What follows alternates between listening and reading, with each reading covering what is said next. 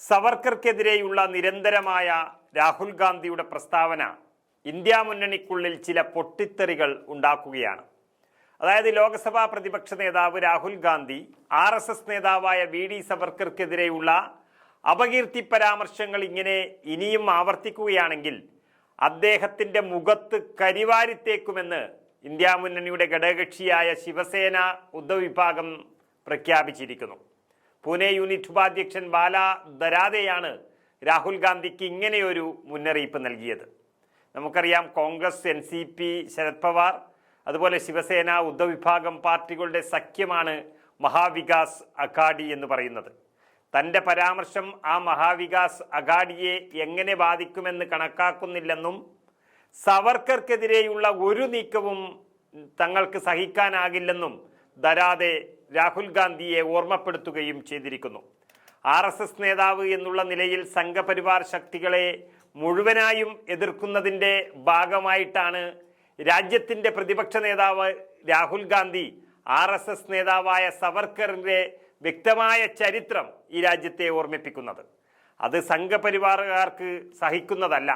പക്ഷേ ഇന്ത്യ മുന്നണിയിലെ ശിവസേനയ്ക്ക് തന്നെ ഇത് ബുദ്ധിമുട്ടാണ് എന്ന് പ്രഖ്യാപിച്ചിരിക്കുകയാണ് ഇപ്പോൾ. കോൺഗ്രസ് ഇതിൽ മിണ്ടാതിരുന്നില്ല. മഹാരാഷ്ട്ര കോൺഗ്രസ് അധ്യക്ഷൻ ഹർഷവർദ്ധൻ സബ്കൽ അടക്കമുള്ള പ്രതിപക്ഷ നേതാക്കൾ ഉദ്ധവ് വിഭാഗം നേതാവിൻ്റെ പ്രസ്താവനയ്ക്കെതിരെ രംഗത്ത് വന്നു കഴിഞ്ഞു. സവർക്കർ എന്ന മനുഷ്യനെ രാഹുൽ ഗാന്ധി അപകീർത്തിപ്പെടുത്തിയിട്ടില്ലെന്നും ഈ പറഞ്ഞതെല്ലാം ചരിത്രപരമായ പിന്തുണയുള്ള കാര്യങ്ങളാണെന്നും സബ്കൽ വ്യക്തമാക്കി.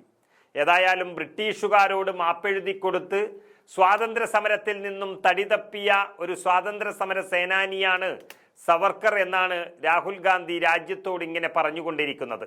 അങ്ങനെ പറയാൻ അദ്ദേഹത്തെ പ്രേരിപ്പിക്കുന്നത് മറ്റൊന്നുമല്ല, ഈ രാജ്യത്തിന് വേണ്ടി കഷ്ടപ്പെട്ടവരെയും യഥാർത്ഥ രാജ്യസ്നേഹികളെയും രാജ്യദ്രോഹികളാക്കി ഇപ്പോൾ ചിത്രീകരിക്കുകയും അതേ BJP-ക്കാർ ഇത്തരം സവർക്കർമാരെ നേതാവായി കാണുകയും ചെയ്യുന്നതാണ് രാഹുൽ ഗാന്ധി ഈ വിഷയം തുറന്നു കാട്ടിക്കൊണ്ടിരിക്കുന്നത്.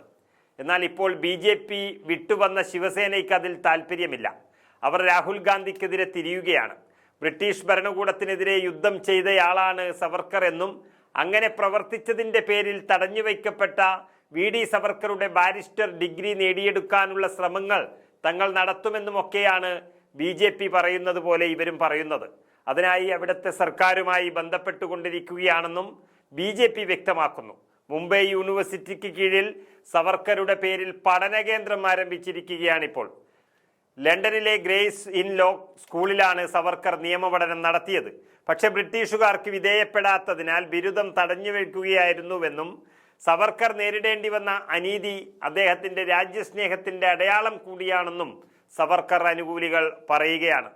സത്യത്തിൽ സ്വാതന്ത്ര്യം ലഭിച്ച് 75 വർഷം കഴിയുമ്പോഴേക്കും സ്വാതന്ത്ര്യ സമരം നടത്തിയവരെല്ലാം രാജ്യദ്രോഹികളും മാപ്പെഴുതി കൊടുത്തവർ രാജ്യസ്നേഹികളുടെ പട്ടികയിലും വരികയാണ്. അത് പറയാനുള്ള അധികാരം പോലും രാജ്യത്തിൻ്റെ പ്രതിപക്ഷ നേതാവിനില്ല എന്നുള്ളതാണ് നമ്മൾ കാണുന്നത്.